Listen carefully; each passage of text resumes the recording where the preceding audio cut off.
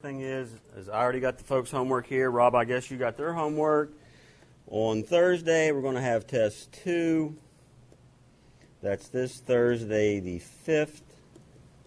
It's going to be over chapters 6, 8, 9, 12, 13, and 15. Nothing changed. That was the same stuff I wrote last Thursday, right?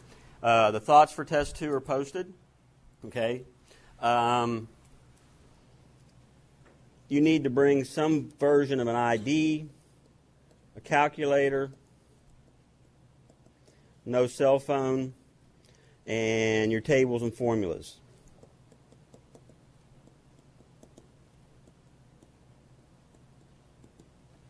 $40 questions, looks like the first test, A, B, C, and D. I give you an answer sheet, you put your answers on there, I take the answer sheet, you keep everything else. Okay? The other thing is the streaming folks, the 990. If you're going to Johnson City, you're going to Wharf Pickle, 517. That's the same place you went last time. If you're coming to Kingsport, you'll be at room 232 here with us. Folks in Kingsport, if you're sitting here tonight, normally you're going to be here on Thursday. Johnson City, if you're in Sam Wilson tonight, you're going to be in Sam Wilson come Thursday. It seems like we might have had a little bit of confusion about that the first test. I don't want any confusion this time. I send the right number of tests to the right spot. So if you're streamers and you're going to Johnson City, you're going to Wharf Pickle. If you're in Sam Wilson, normally you will be in Sam Wilson come Thursday. All right? The homework I just picked up, the solutions will be there because obviously you're not going to get them back, and they're going to show up at 11:30 tonight. So if you didn't turn it in, you got till 11:30 tonight to email it to me. All right? And that should take care of all the homework and all that stuff for this. Right? All the solutions will be there then. Where we left off on Thursday is we were talking about, the last thing we were talking about is this chapter 15, which is sampling distributions, right? And the last thing I'd written is this idea of a parameter and a statistic. Now, it's always a population parameter and it's always a sample statistic. The population parameter is some unknown, usually it's an unknown quantity about the population, and your sample statistic is something that you calculate from your sample that you have chosen, right? Remember, from now on the rest of the semester, there's 2 groups. There's this population up here. There's the sample that we've chosen, hopefully in a random way, because we're getting close to going back and inferring back. The parameter is about your population. It's usually unknown. If it was known, we wouldn't be taking a sample to say something about that, right? So the parameter is usually unknown. It's about your population. The statistic is in your sample, right? You calculate it from the sample. Whatever it is up here, it's the same thing down here, except we calculate it. For us, for the next couple weeks, 3 weeks or so, our parameter is always going to be a population mean. So we're interested in some mean of some population. I don't know what the mean is. I don't know what the population is, but it's going to be a population mean. Our notation is mu. Now, that's not the first time you see me use mu, right? Mu is the mean of a density curve. Yeah. Our statistic we're going to use to say something about this is going to be a sample mean. Our notation there is X bar. So the deal is going to be this. We're going to have some population we're interested in. There's some mean that we're interested in, drawing some conclusions, saying something about it, trying to estimate it. The problem is we don't know the mean of the population. We don't know mu. So what do? We take a sample. What are we going to calculate in our sample? We're going to calculate our sample mean, an X bar, like we would have done in chapter 2. You got a set of observations, take the average. Right? That's about your sample, is this little statistic here, this X bar. We want to use X bar to estimate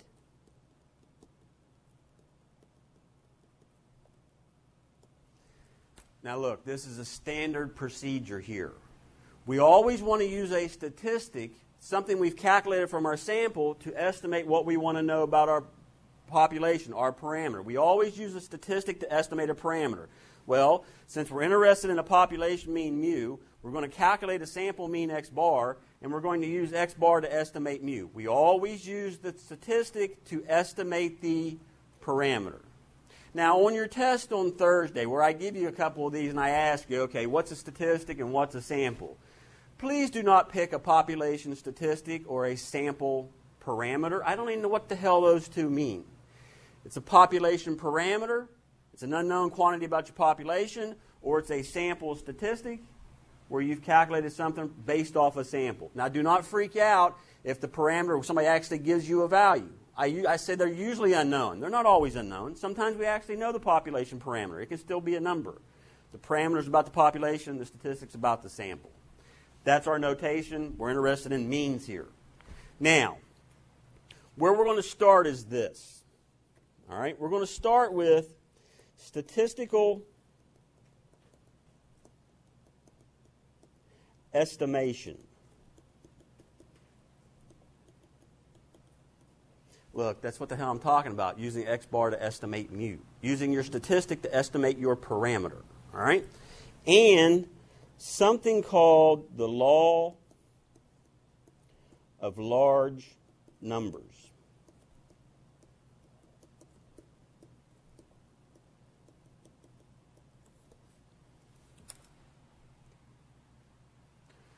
A couple things here. Good samples.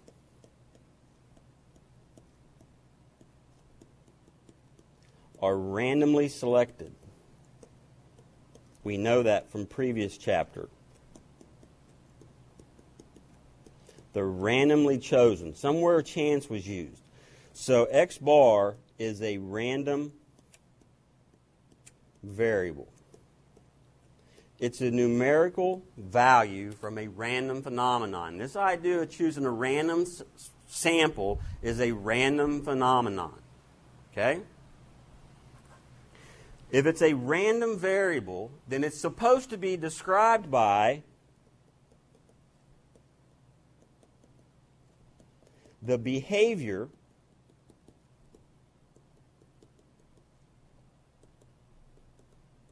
of x bar. Now look, I don't always write sample mean. At this point, you're supposed to know. If he's writing x bar, he's talking about the mean of your sample that you've actually calculated. We describe the behavior of x bar by a probability model. And what I mean is this. What would happen if we took many samples of the same size and for every one of them calculated this statistic, this sample mean x bar? How does x bar change from one sample to the next? How does it vary? That's what I mean about describe the behavior of x bar. Here's a sample of size 50. I calculated x bar. Here's a sample of size 50 from the same population. I calculated x bar. You understand when I go from one sample to the next, I get a different sample mean, right? I get a different x bar here. It varies from sample to sample. That's called sampling variability. We would expect a random variable to change as I go from one sample to the next. How am I going to describe how it changes? You're going to describe it, the behavior of x bar. Look, it's called sampling variability. How does it change from one sample to the next? You describe it by a probability model like we had in the previous chapter, whatever chapter that was, 12. Okay? Now, I want to look at example 15.2 here.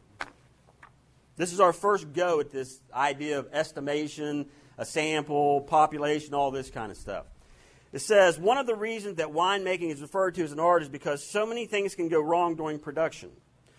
Wine is chemically delicate and must be carefully supervised and nurtured. Sulfur compounds such as dimethyl sulfide, DMS, are formed naturally in the process of making wine, and it is present in all wines. At low levels, it contributes to roundness, fruitiness, and the complexity of the wine. DMS increases with wine age and can lead to interesting sensory characteristics such as increased complexity. Sounds like this guy knows a lot about wine.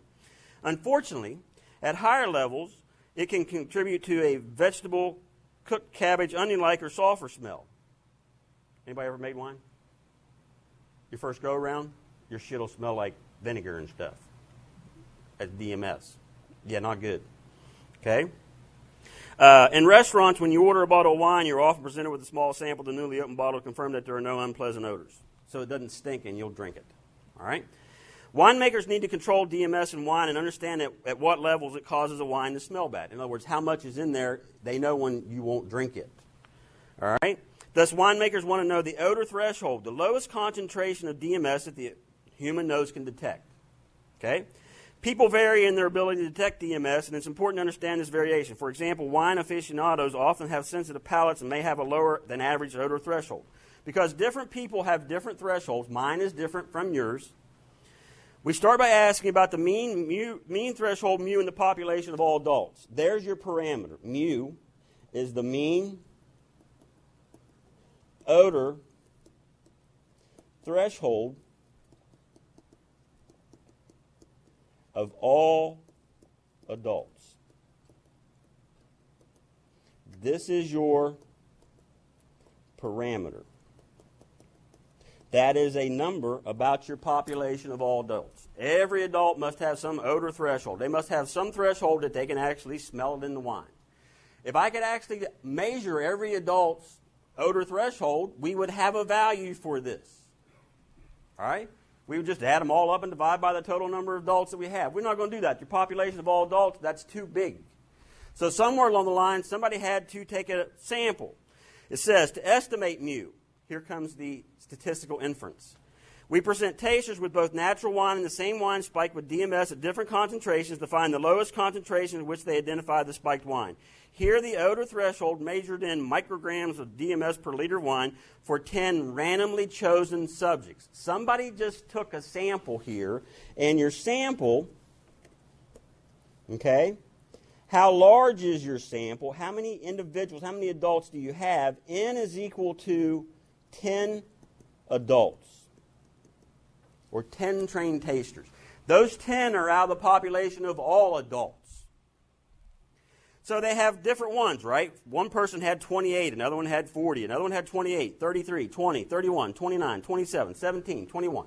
They got an odor threshold for each one of these 10. The lowest concentration that they could detect this DMS odor. All right? I have a sample from my population. We're going to take an average here. You're going to average those 10. When you average those 10, X bar turns out to be 27.4. This right here is your statistic. That's your sample statistic. That's your sample mean. That's the average of the 10 people in your sample here. It says, it seems reasonable to use the sample result X bar, 27.4, to estimate the unknown mu. No. We got nothing else.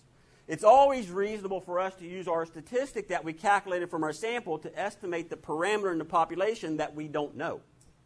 All right? An SRS should fairly represent the population, so the mean X bar of the sample should be somewhere near the mean mu of the population. Now, you do realize, this is where I've got my population of all adults up here. What do I want to know? I want to know about the mean odor threshold they can detect. Too big. We chose a sample of 10. We got a mean odor threshold down here of X bar being 27.4. I want to use this and I want to infer back. I want to take what I learned from my sample to estimate back here.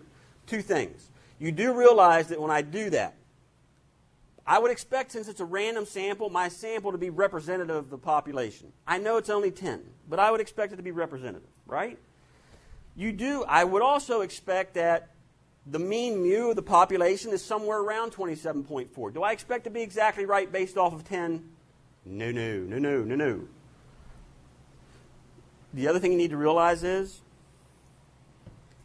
if I take a different sample, if I did this little experiment again with 10 different people, am I going to get 27.4 again?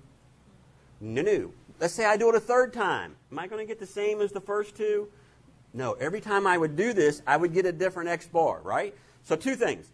You're never exactly right when you have one sample and you try to estimate back.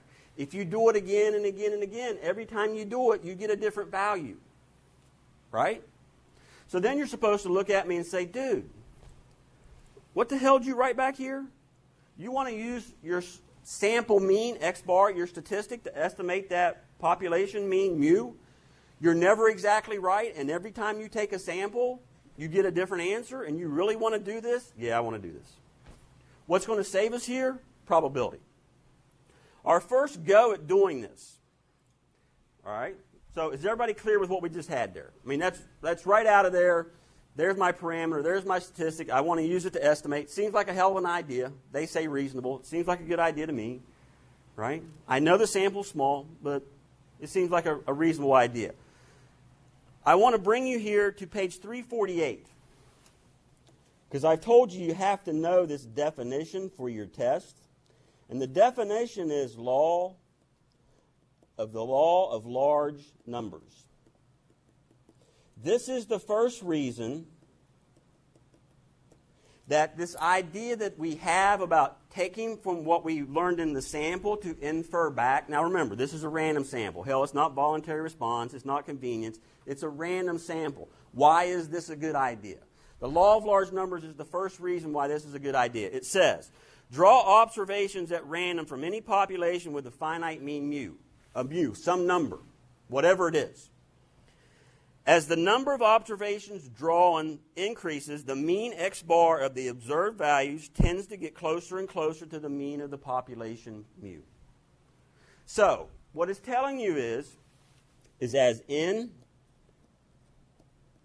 is everybody okay with that notation? As the sample size increases, as you keep adding to your sample, x bar gets closer to mu. Translation is, as you keep increasing individuals from your population to your sample, x bar will get closer and closer to mu as the sample size increases. That's one reason this is a good idea to start using x bar to estimate mu.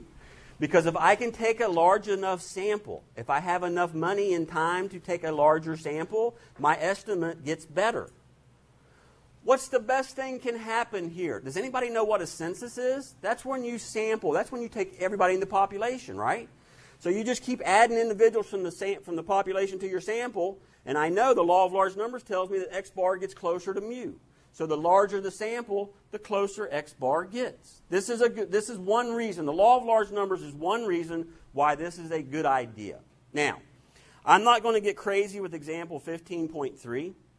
This law of large numbers is exactly the same as tossing the coin over and over again. And every time you toss it, recalculate the proportion of heads. Remember that little graph that was back there in chapter 12, I think it was? There was a graph that I made you look at where it was heads and tails, and we were plotting the little proportion of heads. On page 349 in figure 15.1. Now, they're going to tell us something. They're going to tell us through extensive research that they know the mean over the threshold of all adults is 25. Does everybody see 25 as the dotted line there? Everybody see that? They got a little dotted line in that graph in figure 15.1. The little dotted line there is at 25. The problem tells us that they know for a fact that the mean over threshold of all adults is mu is equal to 25. In a rare circumstances, they know what the population parameter is. And then what they do is they take a sample of size 1 from your population. They figure the mean over threshold. They plotted that. They take another one. They add to the first one. They take the average of those two. They plot that. They choose a third one. They average those 3. Plot that. They're connecting the dots, right? That's what they're doing. They choose 4. They take the average. They add another one. What happens when you get out to about 50? What's the average settle down to? It settles down to 25, and it stays there. Now, obviously, it's not exactly 25, but it gets close to 25, and then the little line just bounces around the little dashed line. That's the law of large numbers in action. As you add more individuals from your population to your sample, your x bar gets close to the parameter, the mu here. That's it. I'm telling you, I think the author was lazy. I can go back and find that picture about tossing the coin, and I think it's the same damn picture. He just relabeled it. Yeah, I know it was 0.5 because that was the proportion of heads, and it bounced all over the place, and when I got up to 50 tosses, it settled down to 0.5 and stayed there. Here, it settles down to mu equals 25 at about 50, a sample size of 50. That's the law of large numbers. As your sample size increases, your sample mean x bar gets closer and closer to mu. The larger the sample, the better our results here. Now, I got one more thing to say about the law of large numbers. You've got to know the statement, right? As your sample size increases, your x bar, your sample mean gets closer to mu, your population mean. There's two places I can think of other than us that rely on the law of large numbers. One is casinos. They survive on the law of large numbers. And the other one is insurance companies. Anybody ever been in a casino? There ain't one roulette table. There's not one blackjack table. There's not one slot machine. Why do you think there's so many? Do you realize that whatever game you play, take roulette for example. Let's say you're going to bet on red. You do realize there's like 38 little numbers on the roulette wheel, yes? 18 of them are red. So that's slightly less than a half. Half of the time you're going to win, right? The probability you win betting on red is slightly less than a half. That means the probability the casino wins is slightly bigger than a half, yes? I don't give a shit what game you play in the casino. Whatever it is, you're going to win. The probability you win in that, whatever you're playing, is a little less than a half, and the probability the house wins is a little bit bigger than a half. Now, can we all go in and play roulette like 3 times in a row and win? Well, hell yeah. We only played 3 times. How does a casino survive then? No, they want to play thousands of times in a day. Why do they want to play thousands of times? They have the greater odds. The probability settles down to, the people winning a little less than a half, and the probability of them winning is a little bit bigger than a half. They want to play thousands, 10,000 times in a day. Same way with the slot machines. Blackjack, all of them. That's what they want to do because it's always slightly in their favor. Yeah, you can go in and play 3 or 4 times in a row and win. No, they're not counting on 3 or 4 times. They're counting on 3 or 4,000 times in a couple hours. So we settle down to that. You ever wonder why an insurance company doesn't sell one life insurance policy? Why they want to sell thousands and thousands and thousands? It's so that we settle down to that probability that somebody actually passes away in a year. Because, look, I could sell 3 and for a $100,000 payout, all 3 of them died. No, I want to sell them to like 300,000. Right?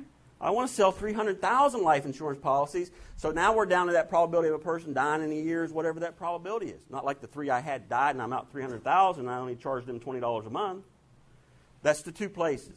The law of large numbers says is as you increase your sample size, your sample mean, the mean from your sample is going to get close to your population mean. That would solve our problems here. If we could just take a larger and larger sample, we would know we would have a good estimate. Okay? Now, the problem is that example we just looked at about the odor thresholds, 10 is not a large sample. So the law of large numbers is telling us nothing. Okay? So, this brings us back to something called sampling distributions.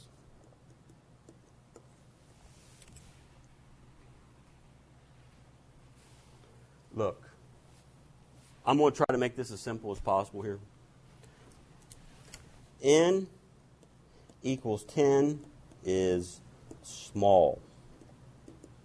A sample of size 10 is small. So the law of large numbers is not helping us with the odor threshold part there in that example. What I want to know is, what can we say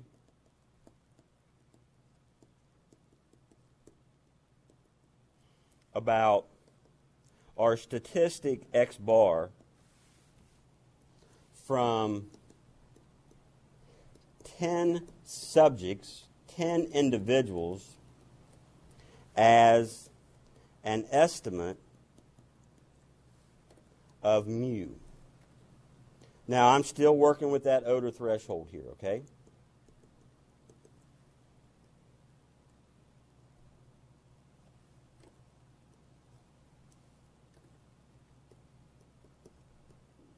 That's what I want to know.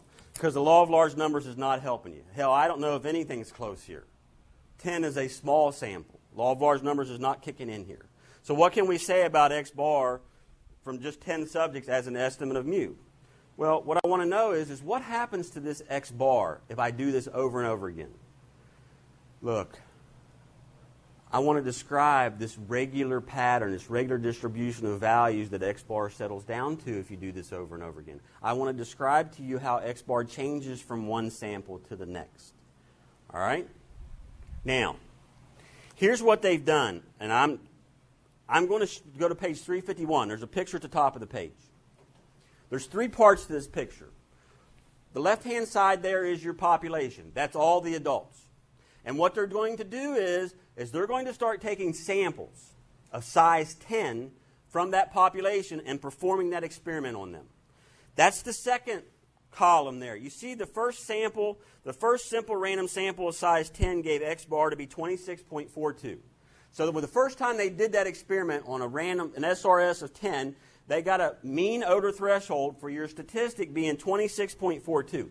They did it again. The next time they did the experiment on a different SRS of 10, they got 24.28. The third time they did it, they got 25.22. The fourth time they did they get a different number than the first three? Yeah. Okay? And then so what they did is, the third little picture there, forget the smooth curve. Does everybody see the histogram? They made a histogram of all the different X bars they got from the samples. So here's the way I want to think about it. What you're seeing in this figure, 15.2. They took 1,000 samples of size 10 from the population of all adults. For each one of those, they calculated 1,000. For each sample, they calculated out an X bar, right? For each sample, they figured out what was the mean odor threshold for that sample. They graphed the 1,000 X bars.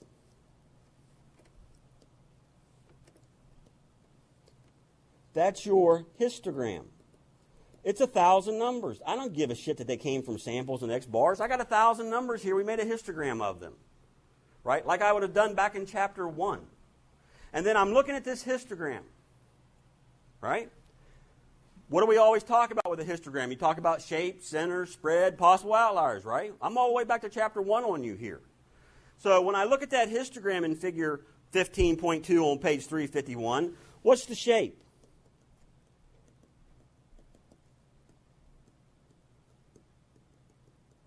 It's roughly symmetric.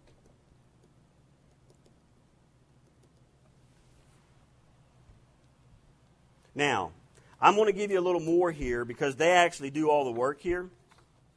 And what I have is, when I'm looking there and I want to talk about the center of that histogram, it turns out they had 1,000 numbers and they took the average for us, and it turns out the mean is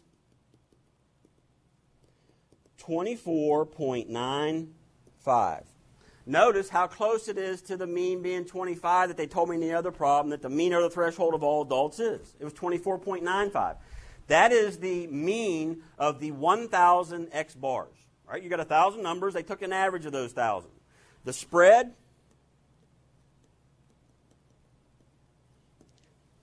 standard deviation, is 2.217. And it turns out that's actually smaller than the standard deviation of all odor thresholds. Back in that example, they told me the mean mu was 25, and they told me the sigma was equal to 7. 2.217 is smaller than sigma equals 7. I keep referring you back to example 15.3 about the law of large numbers in action with this odor thresholds. Now look, here's the deal, okay? You did 1,000 samples. You got 1,000 X bars. You made a histogram of those 1,000 X bars. The histogram looked roughly symmetric. There's nothing special there. It looks roughly symmetric. The mean was 24.95 out of that histogram of the 1,000 X bars, and the standard deviation was 2.217. Okay? Now, here's where we got to go. I'm right underneath that box on page 351. All right, look, there was no way I was going to generate all this data. There it is. That's what's going on. That's how X bar varies on 1,000 samples, according to that histogram. So I'm on page 351 here. Two more definitions that you must know. One is the population distribution, and the other one is the sampling distribution.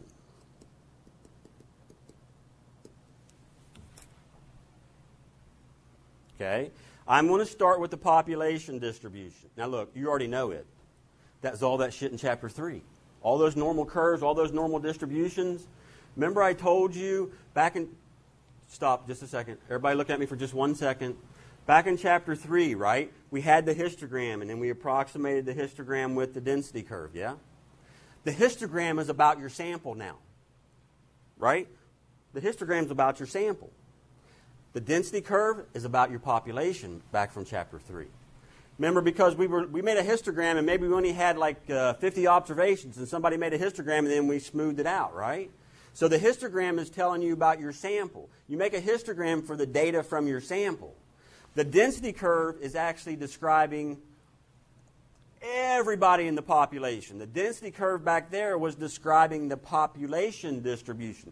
The values of the distribution of values taken by your variable among all the individuals in the population. So you've already seen population distributions. That was chapter 3. Hell, we saw some with probability, those normal curves back there. That was called a population distribution. Look what it says. The population distribution of a variable. Distribution of a variable is the distribution of values of the variable among all individuals in the population. So look, there's the population, there's the sample. There's the parameter, there's your statistic. There's the population distribution, where you are looking at the values of your variable among all individuals in the population. What's this one down here going to be? That's my other one. That's the sampling distribution, right? Dealing with in the sample part of things. The sampling distribution of a statistic is the distribution. Now, on your little thoughts for test 2, I told you to know both of these, right? Population distribution is the value of the variable among all the individuals in the population. The sampling distribution of a statistic, not a variable. You're talking about your statistic here. Whatever you're calculating from your sample. The sampling distribution of a statistic is the distribution of values taken by the statistic in all possible samples of the same size from the same population. So, the only thing I have to tell you here is the sampling distribution is not described by a histogram with 1,000 samples. It's described by a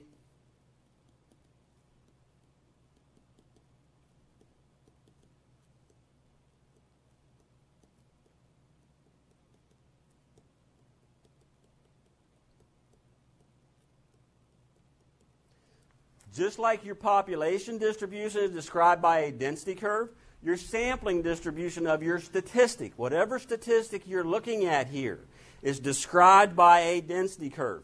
They made the histogram here in this figure 15.2 on page 351 to give you a feel of what that density curve looked like. We flip-flop roles. In chapter 3, you were describing the histogram with the smooth curve. The reason they made the histogram here was to see what the smooth curve, the density curve, was going to look like. One more time. I can't say this enough, and I don't know, I'm going to change words on you every time here. It's the sampling distribution of a statistic. It tells you what values your statistic takes, in this case, X bar, in all possible samples, not 1,000, all of them, of a particular size. This case, it was 10. We might be looking at samples of size 50, 500, whatever it is. It's what values that statistic takes in all possible samples of the same size from the same population.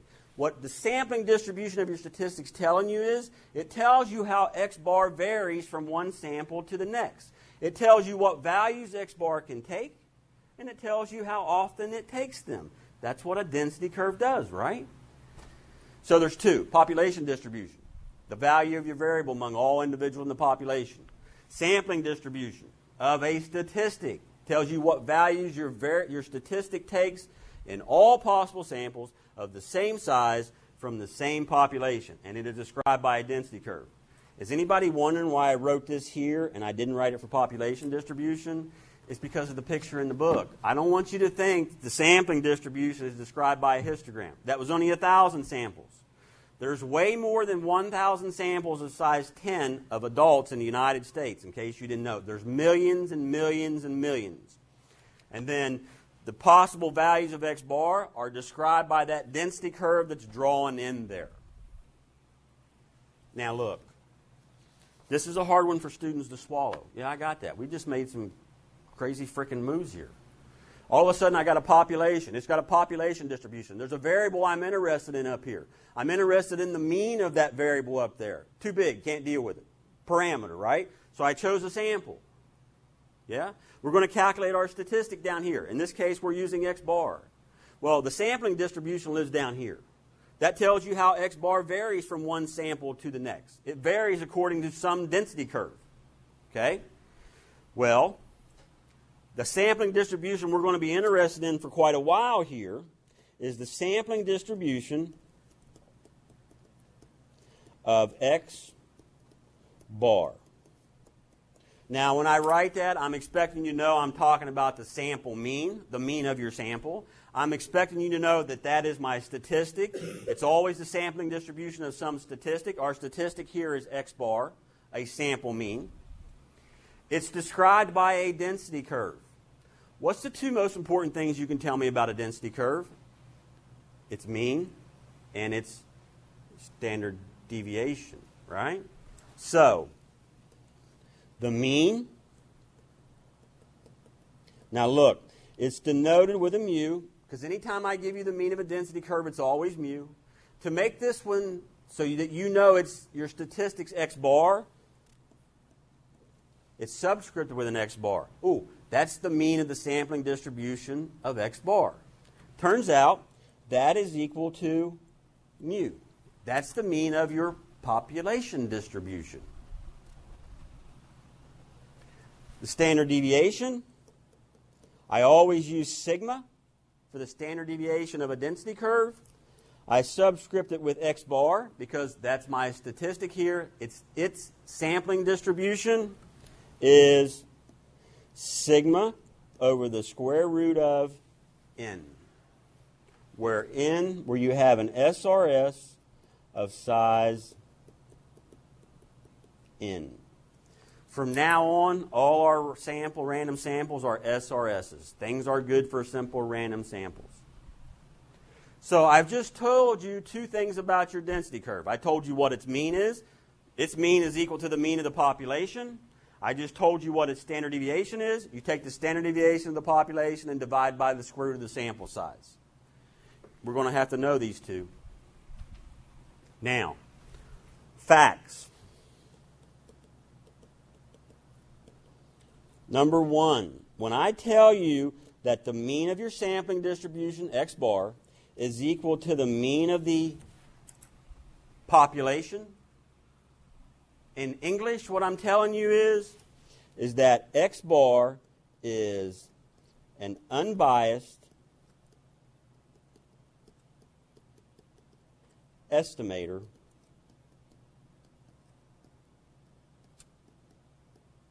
of mu. Now, here's what that means in my language. Remember, bias is always the thing we're trying to avoid. We don't want to favor one side or the other all the time, right? Because if something is biased, when you take a sample and you would calculate X bar, if it's biased, X bar would always be larger than the mean, or it would always be smaller than the mean. When it's unbiased, what that means is sometimes when you take a sample, X bar will be larger. Sometimes when you take a sample, X bar will be smaller. Sometimes you'll underestimate, sometimes you'll overestimate. It's not like you're always on one side. That would be biased. Unbiased means sometimes when you take a sample, you'll overestimate, right? X bar would be larger. Sometimes when you take a sample, you'll underestimate. X bar would be smaller. This is what we want. We want unbiased. Right? We don't want to think every time we take a sample and calculate x bar, how x bar is bigger than the mean. That's no good. Sometimes we'll be larger, and sometimes we'll be smaller. And then number 2,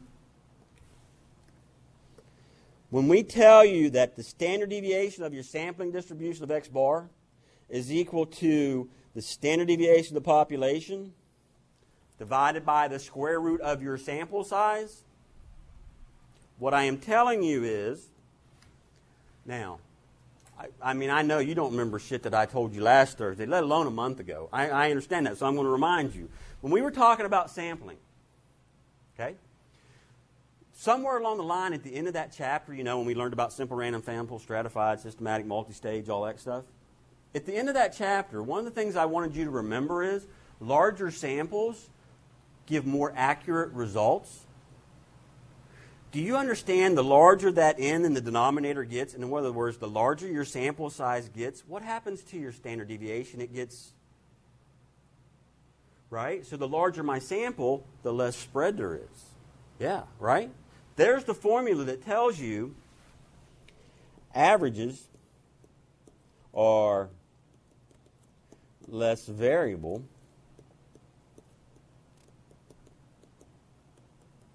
than individual observations. It's telling you, that's one thing it tells you. It's also telling you larger samples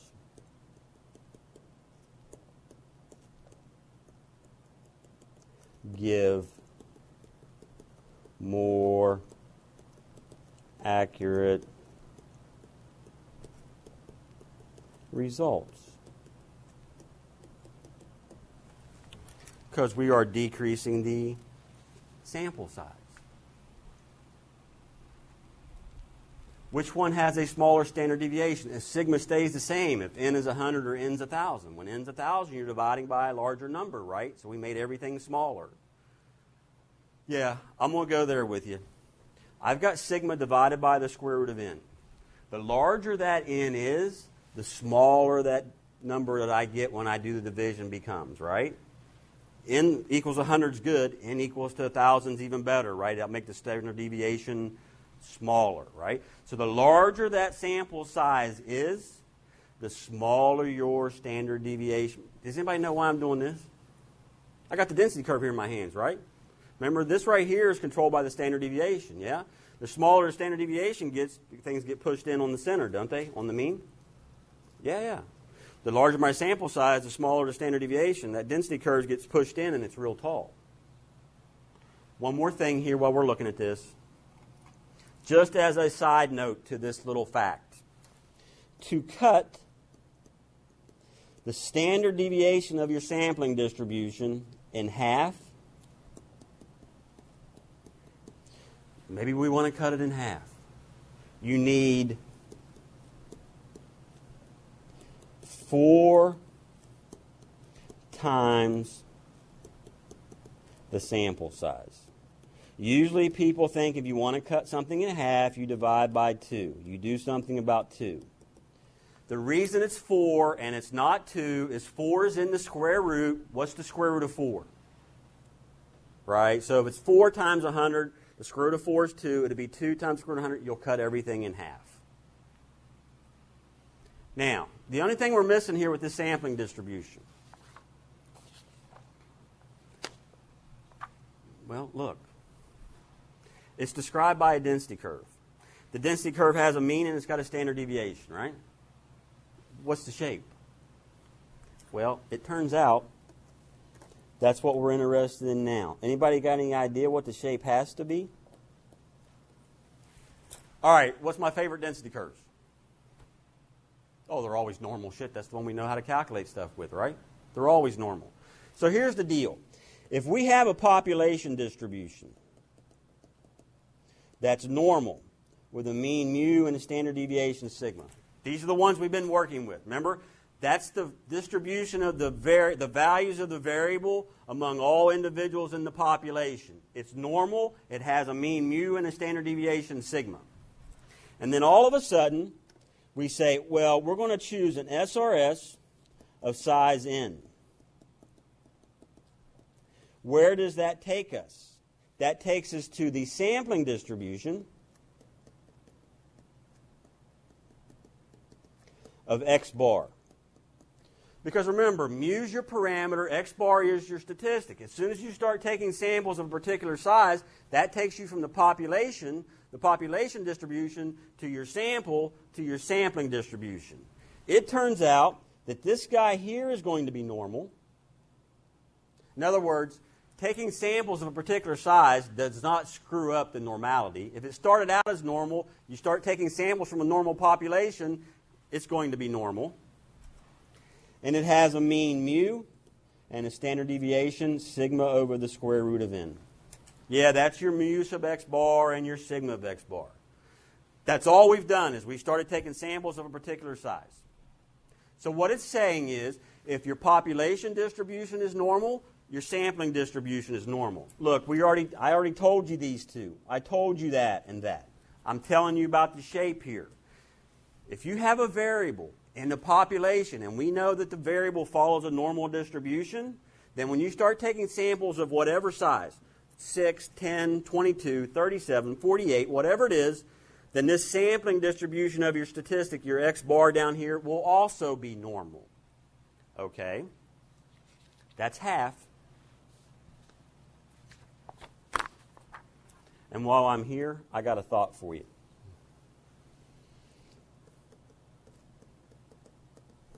Okay? The means are less variable. Right? The sampling distribution has a smaller standard deviation. It shows less variation. And the other thing is means. Remember the sampling distribution of x bar? They're more normal.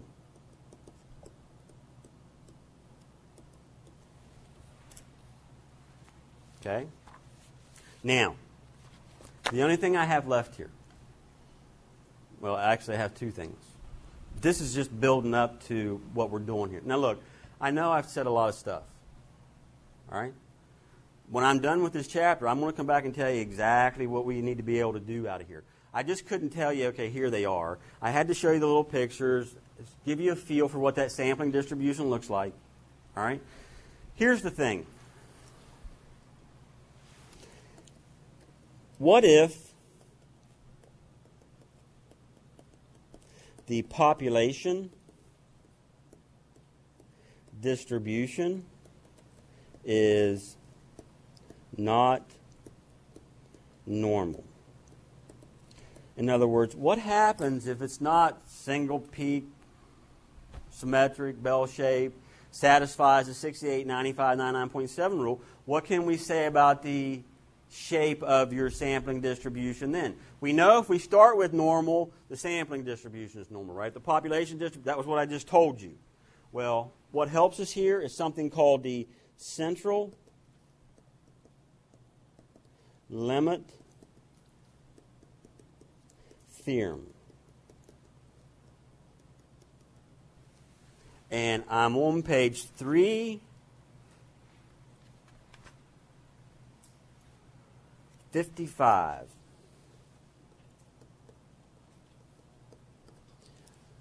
Have you noticed I gave you the page number of the law of large numbers? I gave you the page numbers of the population distribution of a variable, sampling distribution of a statistic.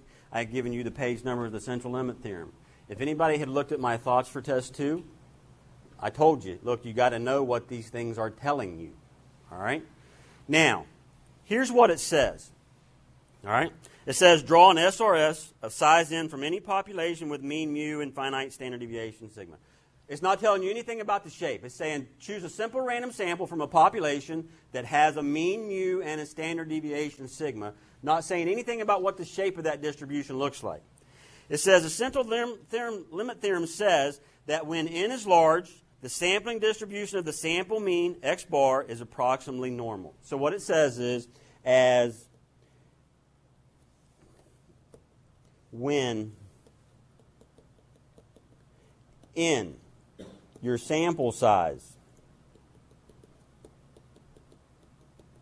is large.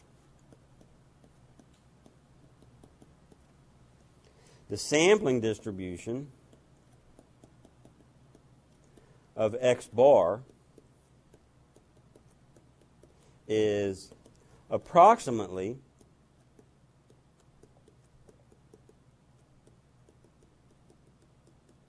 normal with the same mean mu and standard deviation sigma over the square root of n. Now, I always like to make a little comment about this. How large does large need to be? Is 10 large? Is 15 large? Well, to be honest with you, it depends on how non-normal the population distribution is.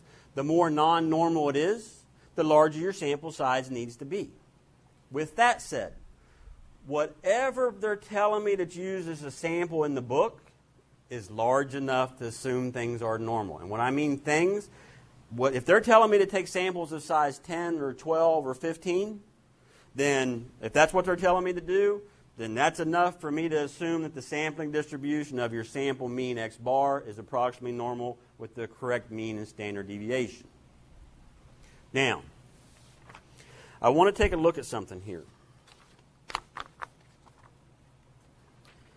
I want to come to page 358, and I want to look at example 15.7. Okay? The central limit theorem in action. You know how I looked at something about the law of large numbers in action? Here's the central limit theorem in action. Okay? It says, exponential distributions are used as models for the lifetime of electronic components and for the time required to service a customer repair machine. Figure 15.5a shows the exponential population distribution that is the density curve of a single observation. Population distribution is where you're looking at the value of your variable for each individual in your population, right? The distribution is strongly right skewed. Is that true? I mean, you don't see no humps or nothing, right? That's as bad right skewed as you've seen anybody draw all semester. It says it has a mean of 1 and a standard deviation of 1. So here's what I'm thinking.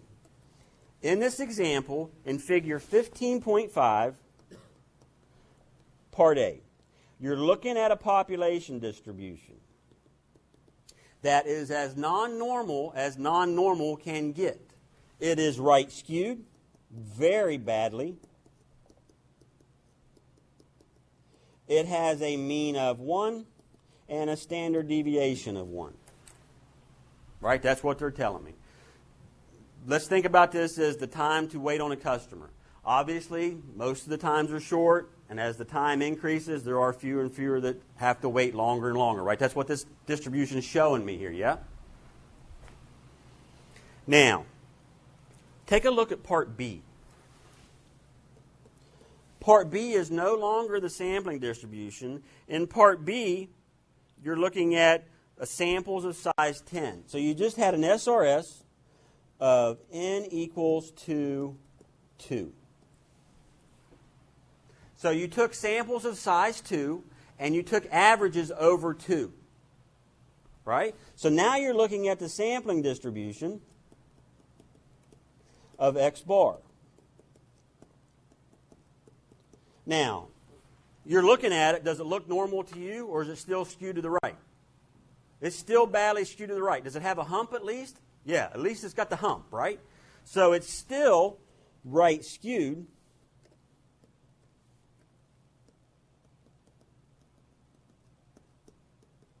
What's its mean? Its mean is the same as the mean of the population. What's its standard deviation? And I'm going to put X bar here. It's 1 over the square root of the sample size, right? So the standard deviation got smaller. The mean is the same as the mean of the population distribution. It still doesn't look normal to us, but at least it has a hump in it. And then if you'll take a look at part C here. Now they've taken a simple random sample of n equals, what am I looking at here? 10. So now they're looking at samples of size 10 and taking the average over those 10. Well, now what can you tell me? Is it looking more normal? Oh, it's getting better, right? It's looking more normal, right? I'm not going to tell you it's right skewed, even though it is. I'm going to do it like this. It's slightly right skewed. It has a mean of 1, same as the original, and a standard deviation of 1 divided by the square root of the sample size. As the sample size increases, your standard deviation keeps getting smaller. The mean is still the mean of the original population distribution. Is it looking better? See, the central limit theorem is not telling you about the mean and standard deviations. It's telling you about the shape. It's supposed to get more and more normal as the sample size increases. Is it? Yeah. Look at the last one. Look at D. Now they've taken a simple random sample of n equals 25. Now what do we know? The sampling distribution of x bar, look at the picture. Is that density curve, is that approximately normal? Does it look normal? Hell, that's better than the ones I've been drawing all semester and telling you they're normal. I'm looking here in figure 15.5, and I'm looking at part D. They just took samples of size 10. You're looking at the sampling distribution of x bar again. Excuse me, of size 25, where you've taken samples of size 25, taken the average over those 25. Does it look normal to you? Yeah. The best I'm going to tell you is it's approximately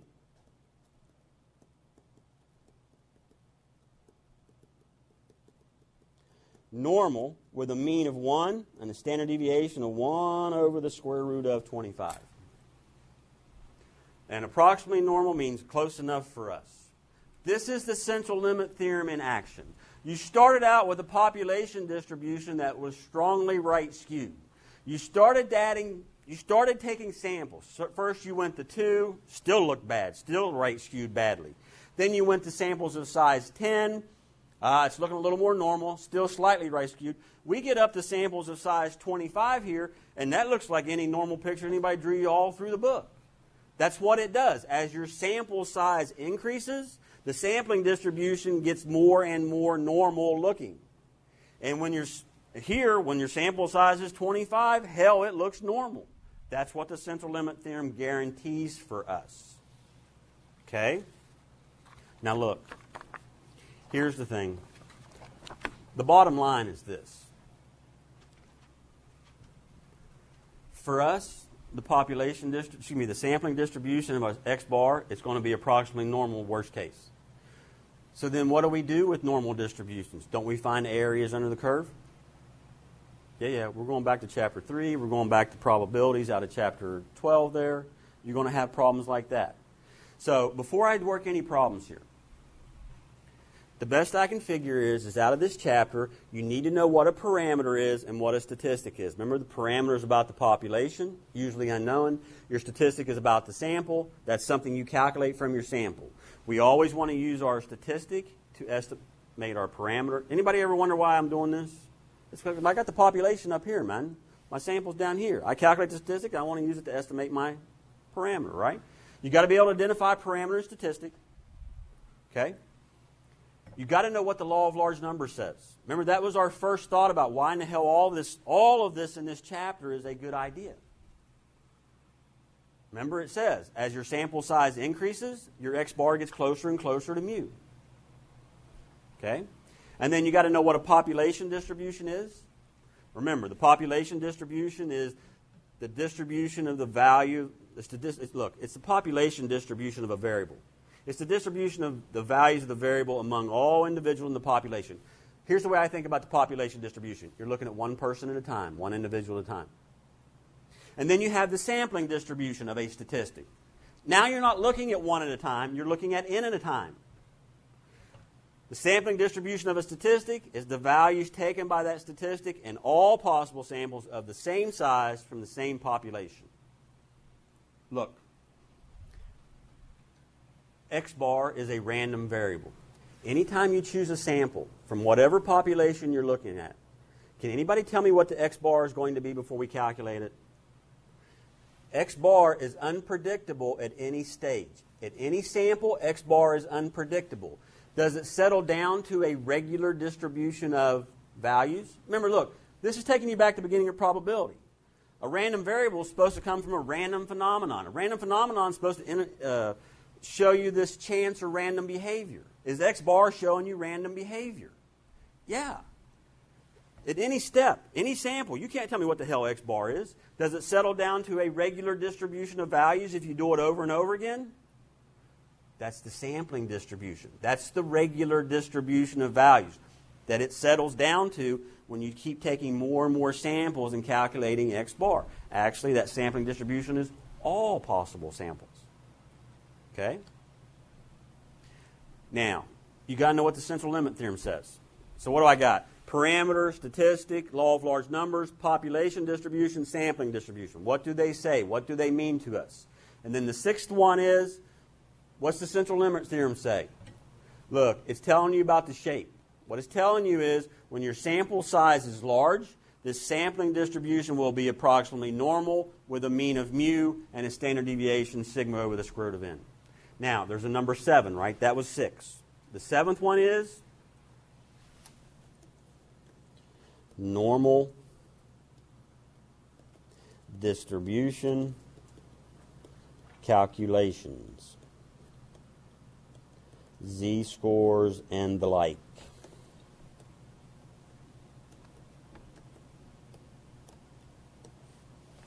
So that's what example 15.8 is. I'm not going to do that. I have an idea that I want to come over here and look at a problem out of your homework. Because what I want to do is, I want a problem that's got where you're working at one at a time, and then where you're working with n at a time, and show you the difference here. So I'm going to look at 1529 on page 369.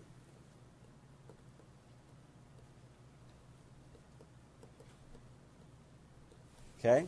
It says, Sheila's doctor is concerned that she may suffer from gestational diabetes, high blood glucose levels during pregnancy. There is variation both in the actual glucose level and in the blood test that measures the level. In a test to screen for gestational diabetes, a patient is classified as needing further testing for gestational diabetes if the glucose level is above 130 milligrams per deciliter, 1 hour after a sugary drink. All right. If it's above a 30, we need to do further testing, right? It's a possibility here. It says, Sheila's measured glucose level 1 hour after the sugary drink varies according to the normal distribution with a mean of 122 and a standard deviation of 12. The information they're giving you here is about Sheila. They're telling you that her blood glucose level varies according to a normal distribution with a mean of 122 and a standard deviation of 12. Now, we're looking at each individual measurement on Sheila. That's your population. It's every measurement that would ever be done. What you're looking at and what they're telling you about here is, this is your population distribution. It's normal. It's got a mean of 122 and a standard deviation of 12. So now here comes the probability questions. Part A says, if a single glucose measurement is made, single, 1, no sample, 1. The population distribution is looking at how many at a time? 1. What is the probability that Sheila is diagnosed as needing further testing for gestational diabetes? When do we need further testing? What's the level we got to be above? What the problem say? It said above 130, right? So they're asking me for the probability that when we do a single measurement, you do a single measurement, hell, that's just an X, that's just your variable, is what? Above 130. So we're going to choose one, right? We're going to do this at random. Now we want to know what's the probability based off of one measurement, one test, that she's diagnosed as needing to have further testing for gestational diabetes. Now, I could care less whether this is Sheila and gestational diabetes. I don't really care what it is. I got a probability question, and I got a normal distribution. Well, how in the hell do we handle those? Well, I'm going to draw you the pictures like I always do, right? I'm going to draw you the picture of this normal distribution. There sits its mean of 122. What am I interested in then? Well, I'm interested in this value of 130, correct? 130 is out here. And then I got a dumb question. Which way do you want to shade? Where are you looking for the probability? What area are you looking for here? You're looking for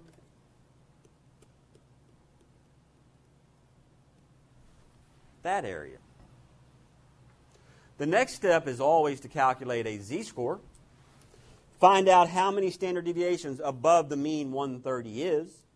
You want z is equal to 130, the value of the variable, minus your mean 122, and you're going to divide by 12. What do I get here?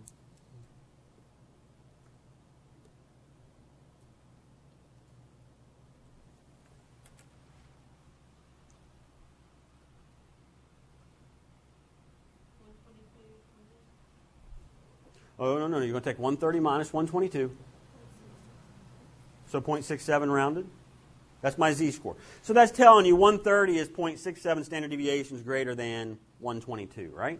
And then so when I get the z-score, what am I running for? My man back here, he's already running. He knew where to go. We're going to table A now, right? Because this takes you to the standard normal.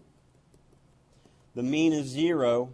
Here sits your z-score of 0.67, and you still want this area. Now look, I draw the pictures just to be drawing pictures. If you don't need the pictures, I'm good. Right? So now I'm running for table A, because that's what tells me about the standard normal. I'm going to go to the row that's 0.6, and the column is 0.07, right? That's how I make up a z-score of 0.67. You're going to go and find the 0.6 row, the 0.07 column. You're going to read across. You're going to read down. You're going to get an area. What do we get there? 0.7486. Does everybody understand why I changed colors and I'm to the left? The table always tells you the area to the left of your z-score. I want to the right. So this here must be 1 minus 0.7486.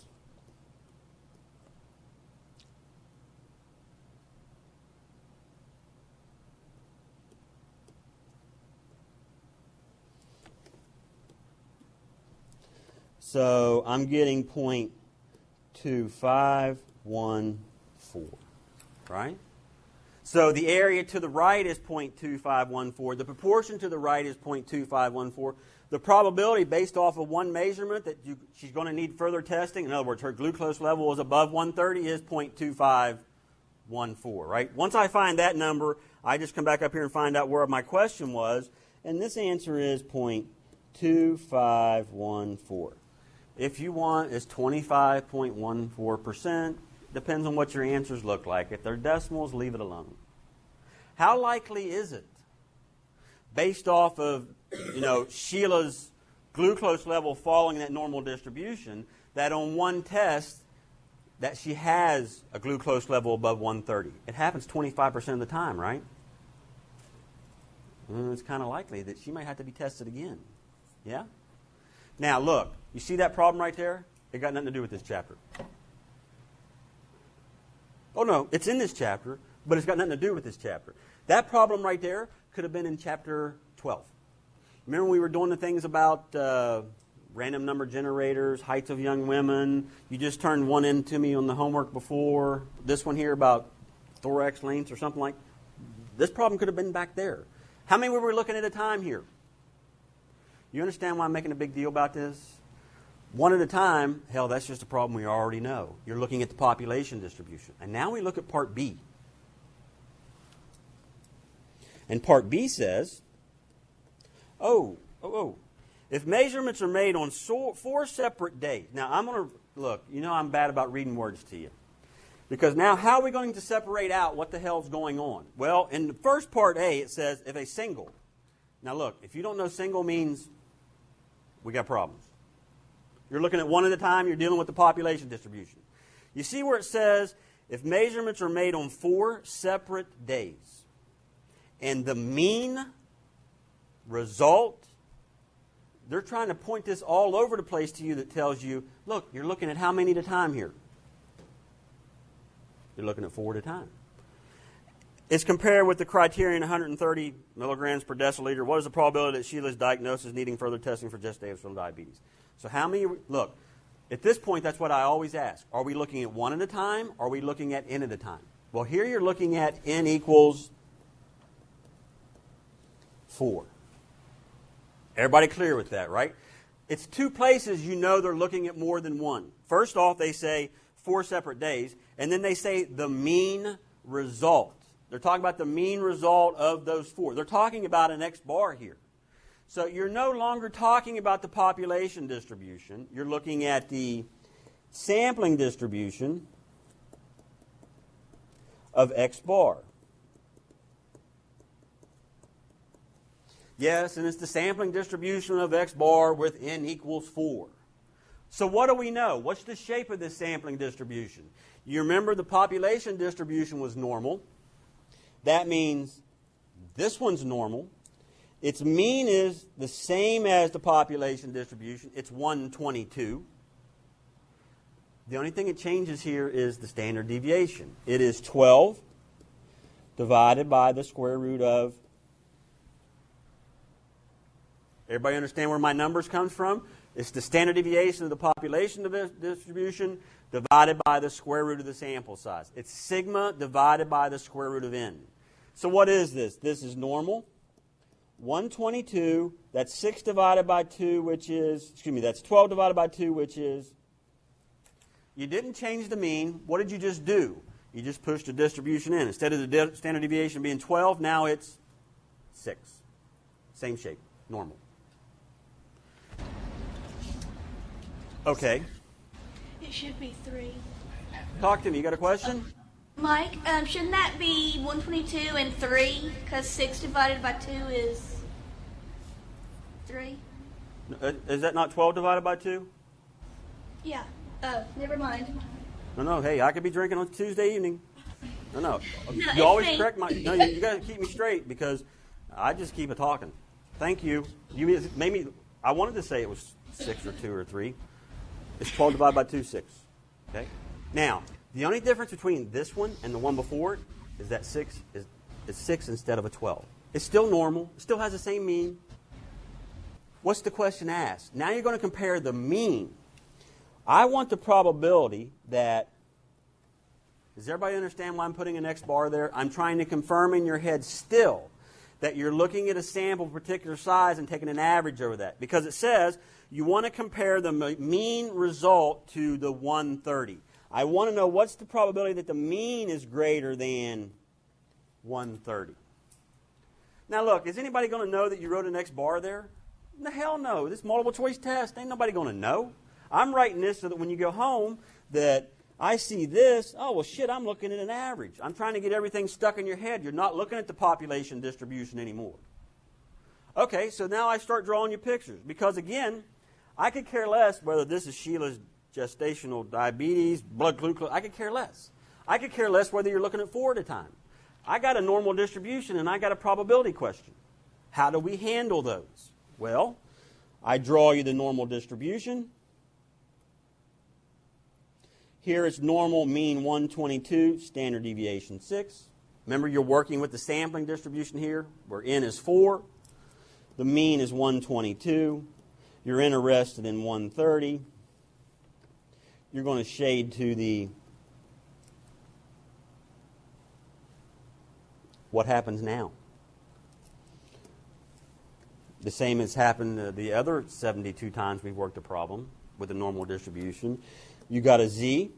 You take your x bar minus your mean divided by your... Does everybody understand why the 6 is there? That's that sampling distribution of x bar where n is equal to 4. You're going to get a z-score here of 1. Am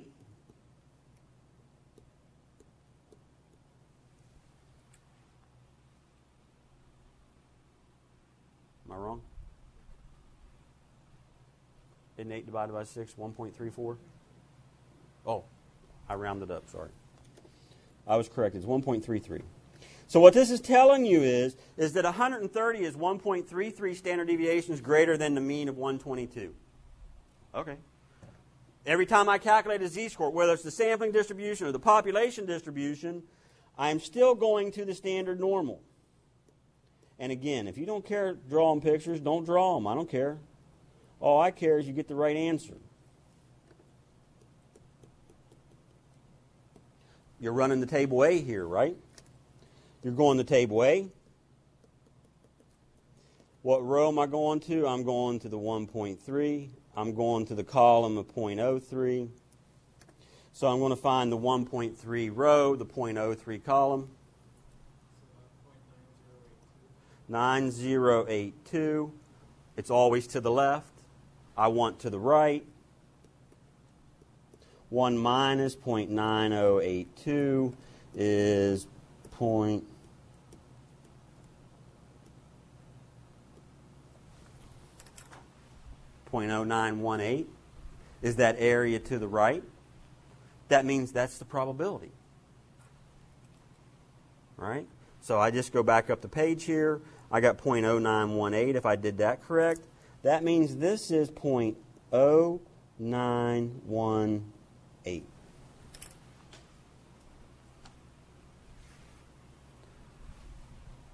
How likely is it that when we measure it on 4 separate days and we take the average that she has to get further testing? It's not as likely as if we measure once, is it? The probability actually went down of this one. Why is that?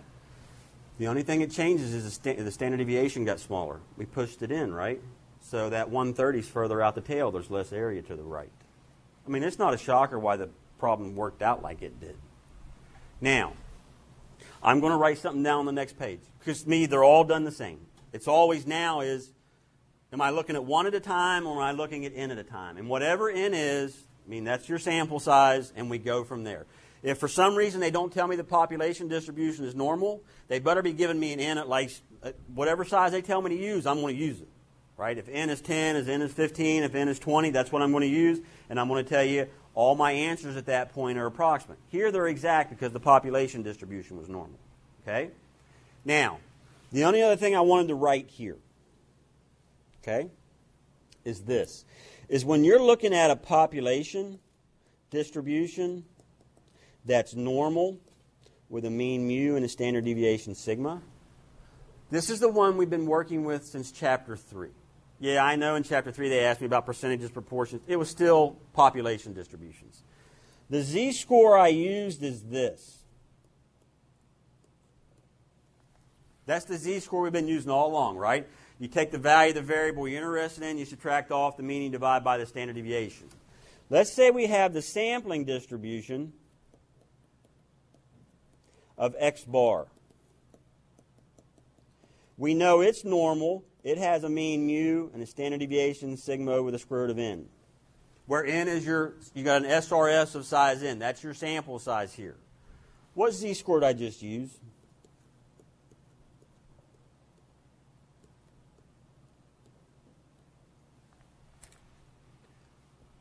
Look, I'm using x bar because you're interested in the average over so many, over n of them. You take the average that you're interested in, you subtract off the mean, and you divide by your standard deviation. Okay. I didn't have to write this because I'm going to go back one page here. Okay. You see this right here? I already figured out your standard deviation, right? That's where that 6 came from. That was the 12 divided by the square root of 4. I already did that. And so when I get down here to calculating that z-score, I didn't have to say anything. Take the value of the variable you're interested in, the one that shows up in the probability part. Take the 130, subtract off your mean, divide by the standard deviation. Hell, we divided by 6. What did I do? I just did the one on the bottom right here. I did it before we ever got down there. The z-score is always the same. It's a value of the variable, whether it's an average or whether it's a single, it's just an x. You subtract off the mean of your distribution and you divide by the standard deviation. Now, I got 6:50, so we will see you on Thursday. Remember, where everybody's going. Be careful going to the house. 40 questions. Looks like the first test. We'll see you on Thursday.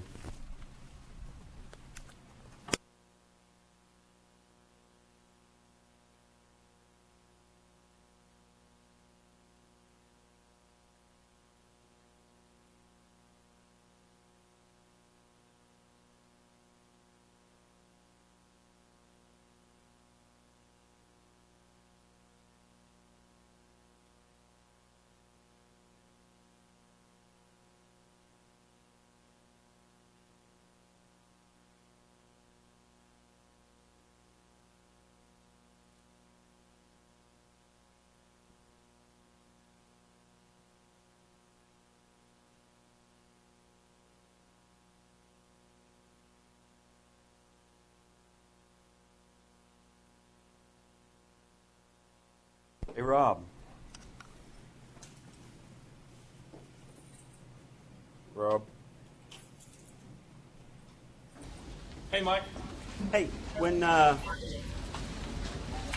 you come back, hey, when we're done at 9 o'clock tonight, give me a call because we got you think you can get that same room for Thursday that we got last time for the 1530 test, the one across the hall? That's what I was just talking to him about. And last time he took the class, he used the classroom and took the test, and then when we had that, he reserved it if he needed more time. Now I'm going to do the same thing with the janitor. I'm going to talk to him to get that room opened again for Thursday. Yeah, that's cool. If you got it worked out with him, I'm good. So you don't need to call. I was just going to check on him, okay? Okay. Yeah, well, I talked to him, and I'm going to talk to the janitor whenever I see him tonight. Okay, thanks.